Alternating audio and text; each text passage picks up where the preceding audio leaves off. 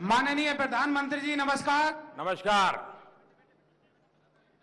माननीय प्रधानमंत्री जी नमस्कार। मेरा नाम राजेश वाल्मीकि है। मैं आगरा नगर निगम में सफाई कर्मचारी के पद पर पिछले 25 वर्षों से कार्यरत हूं।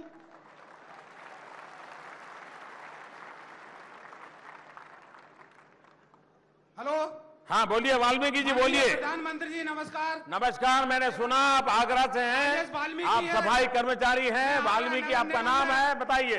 सफाई कर्मचारी के पद पर पिछले 25 वर्षों से कार्यरत हूं। मेरा सवाल यह है कि कांग्रेस रोजाना नए नए झूठ बोलती है, रोजाना नए नए झूठ बोलती है। एक झूठ 100 बार बोलती है और पिछले 5 सालों में उन्होंने झूठ ही बोला है। पिछले 5 सालों में हमने देखा है कि उनका झूठ और भ्रम बोलने का इकोसिस्टम बहुत मजबूत है। इसको हम कैसे एक्सपोज करें? आपकी बात सही है धन्यवाद प्रधानमंत्री कि इनका झूठ बोलने वालों को इकोसिस्टम की इतनी मदद मिलती है कि उनका झूठ बार बार गूंजता रहता है। लेकिन उनके झूठ को समझने जैसा है, बड़ा इंटरेस्टिंग है। कांग्रेस का झूठ बड़ा सीजनल होता है। जैसे पतंग की सीजन आती है, पटाखे की सीजन आती है, उसी प्रकार से उनका सीजनल है। सीजन के हिसाब से वो झूठ प्रोडक्ट करते हैं, फिर मैदान में छोड़ते हैं और इनका इकोसिस्टम इसको उठाता है।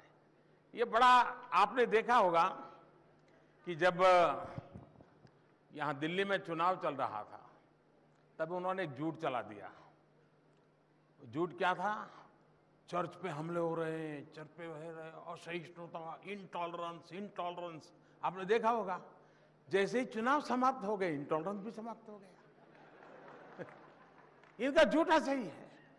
बिहार में चुनाव चल रहा था तो उन्होंने झूठ निकाला, मोदी आया है, अब संविधान को खत्म कर देगा, आरक्षण ले लेगा, आरक्षण जाने वाला है।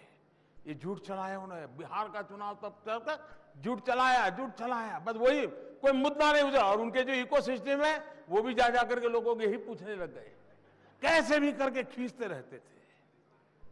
पहली बार देश में आरक्षण हटाने की बात छोड़ दीजिए, डॉक्टर भीमराव अंबेडकर का सबसे ज्यादा सम्मान किया हो तो हमारी सरकार ने किया।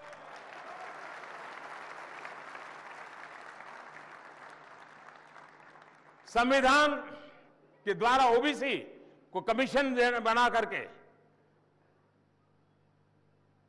उसको संवैधानिक दर्जा देने के लिए हमें पार्लियामेंट में बिल लाए। 2-2, 3-3 सत्र तक उसको लटकाए रखा उन्होंने, लेकिन झूठ बोलते रहे। अभी पार्लियामेंट में हमें कानून लाए, संविधान में परिवर्तन किया, सामान्य वर्ग के 10%, सामान्य वर्ग के गरीबों को 10% आरक्षण,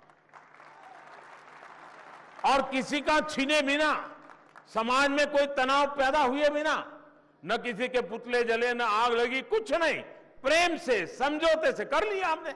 और देश के सामान्य वर्ग के गरीब जो सालों से मांग कर रहे थे उनको मान सम्मान करने का हमने काम कर दिया। लेकिन उन्होंने चलाया कि देखिए आरक्षण ले लेगा, आरक्षण ले लेगा। उसके बाद उन्होंने एक अवार्ड वापसी गैंग आई, कोई घटना हो गया है, अवार्ड वापसी गैंग मैदान में आ जाती है। मैंने सरकार में पूछा यार क्या क्या वापिस आया, जरा बताओ तो। अखबार में आता है, मैंने तो कहीं देखा नहीं। न उनको रुपये मिले हैं अवार्ड के साथ, वो भी वापिस नहीं आए। लेकिन ये अवार्ड वापसी गैंग, और जैसे ही कोई चुनाव या घटना पूरी हो गई वो अवार्ड वापसी गैंग फिर घर में जाके सो जाती है। यानी आपने देखा होगा हर बार उनके झूठ की उम्र भी ज्यादा नहीं है, उनके झूठ की उम्र ज्यादा नहीं है। कुछ झूठ तो ऐसे है कि बाल मृत्यु हो जाता है, लेकिन खींच करके उसको लंबा कर रहे हैं। इस झूठ का जवाब आसान है, बहुत आसान है, मेहनत करने की जरूरत नहीं है, सिर्फ सच बताते चलो। आप सच बताते चलिए, सच की ताकत इतनी होती है कि उनका झूठ कभी नहीं टिक पाएगा। और सामान्य मानवी को समझाना चाहिए कि कितना झूठ बोलते हैं। अब उनके सिर्फ जो झूठ बोलता है उसके लिए पहली शर्त होती है कि उसकी मेमोरी पावर बहुत शार्प होना चाहिए।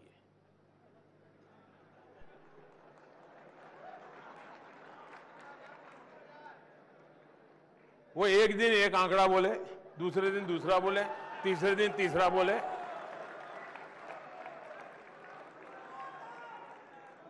तो झूठ बोलने के लिए भी कोई उनको पकड़ा देता है, जो उनकी फैक्ट्री है झूठ प्रोडक्ट करने वाली, वो पकड़ा देती कि इस बार इस झूठ को चलाइए, लेकिन मेमोरी का गड़बड़ होने के कारण ये फिर पकड़े जाते हैं।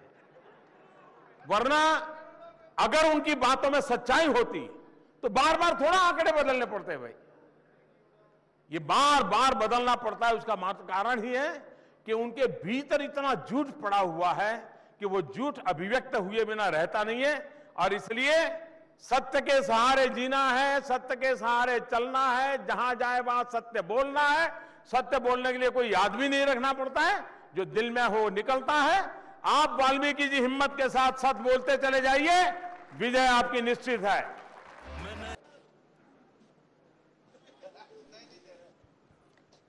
जी बताइए। आदरणीय प्रधानमंत्री नरेंद्र मोदी जी, जय हिंद। मेरा नाम कीपा मीम है। जय हिंद। मैं अरुणाचल प्रदेश से हूँ। सर, मैं फर्स्ट टाइम वोटर हूँ और इन चुनाव में फर्स्ट टाइम वोट डालने वाली हूँ। सो आपको मैं ये पूछना चाहती थी कि आपके अगले 5 वर्षों के लिए एजेंडा क्या है आपका, और मैं भाजपा को वोट क्यों दूं? अरुणाचल प्रदेश एक ऐसा प्रदेश है, वहां देशभक्ति इतनी लबालब भरी हुई है कि आप वहां के नागरिकों को मिलेंगे तो आपको वो ग्रीट करते हैं जय हिंद से। जय हिंद बोल करके आपका जैसे हम नमस्ते बोलते हैं या राम राम बोलते हैं, वो जय हिंद बोलते हैं। ऐसी देशभक्ति से भरा हुआ एक प्रदेश है। और आप वहां जाएंगे तो प्रकृति तो है ही है, लेकिन वहां के लोग भी इतने प्राणवान हैं। और मुझे खुशी है, मैं कल ही अरुणाचल प्रदेश में था और आज मुझे इस वीडियो के माध्यम से भी अरुणाचल प्रदेश से बात करने का मौका मिला है।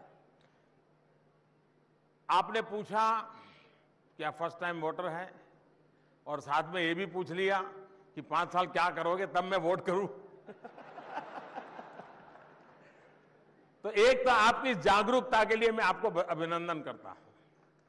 सबसे पहली बात है कि हम झूठे वादों से बचने का पूरा प्रयास करेंगे, वरना चुनाव आते ही झूठे वादे करने की ऐसी, क्योंकि कुछ लोगों को पता है सत्ता में आने वाले नहीं है, तो ये भी दो वो भी दे दो, फलाना दे दो, ऐसा करते रहते जी। मुझे बराबर एक कथा मालूम है, बड़ी इंटरेस्टिंग कथा है। एक संत महात्मा थे और बड़े तपस्वी माने जाते थे। उनकी अपनी एक बड़ी पहुंच थी। विदेश में किसी ने उनकी बड़ी तारीफ सुनी होगी, तो उसको लगा कि चलो हम भी इनको गुरु बना दें। तो उसने पत्र व्यवहार किया, उनके चेले चपाटे उसको मदद कर रहे थे। वो हिंदुस्तान आया। अब वो भी बड़ा पक्का था, दुनिया के देशों का पानी पिया हुआ था।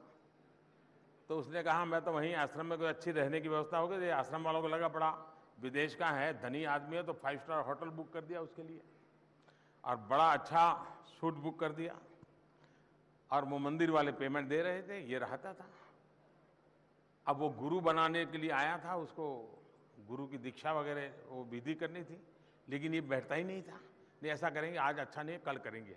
और होटल में मौज कर रहा था। तो फिर वो संत समाज के लोग परेशान हो गए कि ये तो अपना खा रहा है, कुछ करता नहीं है।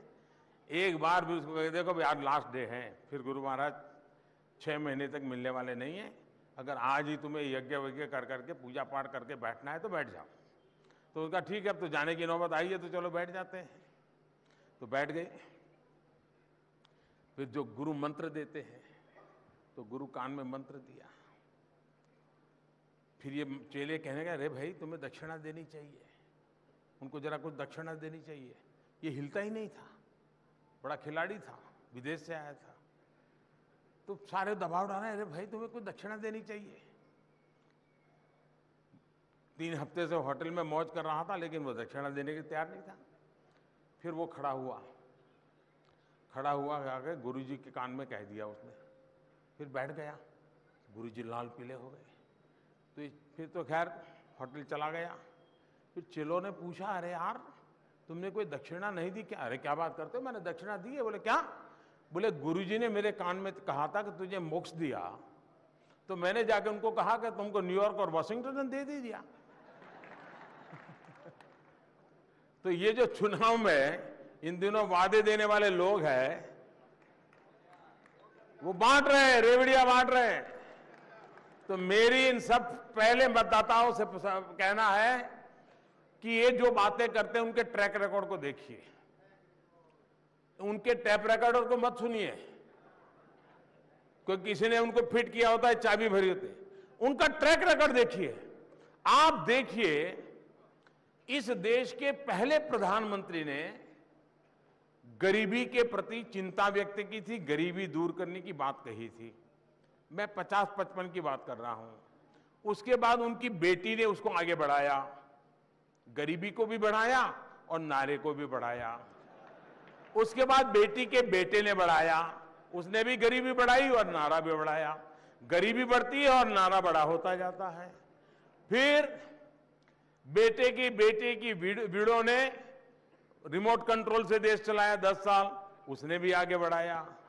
अब उनके शाहजादे आए, वो भी चला रहे हैं।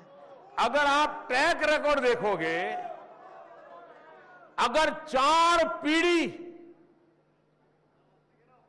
एक ही विषय को बार बार बोलती जा रही है और करने में कुछ नहीं, तब नए मतदाताओं का काम है कि इस प्रकार का झूठ बोलने वालों को समझना पड़ेगा, समझना पड़ेगा। दूसरा, आपने मुझे कहा कि मैं क्या करूंगा। पहला काम तो मैंने बीच में एक सवाल में कह दिया था कि कुछ लोगों को मैं 2014 में से 2019 तक जेल के दरवाजे तक ले गया हूं। अब अंदर ले जाने के लिए मुझे टाइम चाहिए, आपके आशीर्वाद चाहिए। तो मैं आने वाले दिनों में दूसरा काम मेरा यह है कि देश को लूटने वालों के प्रति और ज्यादा कड़क होना, और ज्यादा सख्ती बरतना। देश को $5 ट्रिलियन इकोनॉमी के क्लब में ले जाना है, एक बहुत बड़ी आर्थिक ताकत बनना है। देश की शिक्षा को ग्लोबल बेंचमार्क से जोड़ने की दिशा में हमने कदम उठाने हैं। हमने पिछले 5 साल में कई महत्वपूर्ण निर्णय किए हैं। और एक महत्वपूर्ण बात है कि पिछले 5 साल जब मैं यहां आया तो मैंने कहा था कि मैं आया तो मैंने इतने गड्ढे देखे हैं पूरे अर्थतंत्र में, व्यवस्था तंत्र में, सब जगह पे। मेरे 5 साल ये गड्ढे भरने में गए हैं। अब आने वाले 5 साल उसको भव्य इमारत के बनाने की दिशा में मुझे जाना है।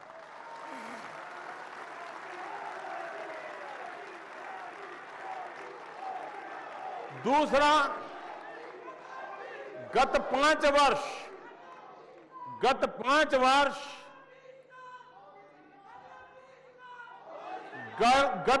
वर्ष आवश्यकताओं को पूरा करने को मैंने प्राथमिकता दी। टॉयलेट नहीं उनको टॉयलेट दो, बिजली नहीं उसको बिजली दो, गांव में रास्ता नहीं वहां रास्ता दो, पानी नहीं वहां पानी पहुंचाओ, रोड नहीं, रेल नहीं, बस नहीं, एयरपोर्ट नहीं, जिसको जिसकी आवश्यकताएं हैं उसको पूरा करने का भरसक प्रयास किया। 5 साल मेरा आवश्यकताओं की पूर्ति को बल देने वाला था। उसमें जो कमी रह गई है उसको पूरा करना है। लेकिन अगले 5 वर्ष का मेरा फोकस आकांक्षाओं को पूर्ण करने का है, एस्पिरेशंस को पूर्ण करना है, आपके ड्रीम्स को एड्रेस करना है।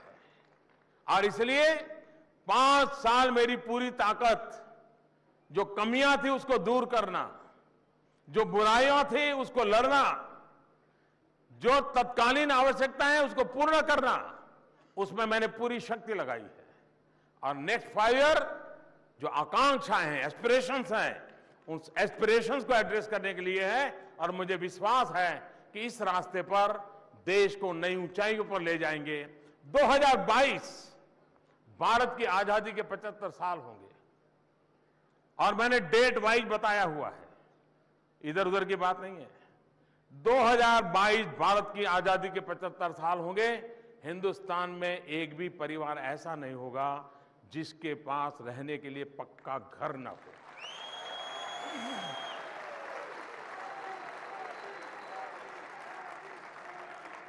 2022 आजादी के 75 साल होंगे। मेरा सपना है हिंदुस्तान के किसान की आय दोगुना हो। $5 ट्रिलियन इकोनॉमी में जाना है तो इसके मूलभूत ये पहलू हैं जिस पर बल देना है। ऐसे अनेक सपने लेकर के हम चले हैं और उन सपनों को पूरा करने के लिए आपके आशीर्वाद चाहिए।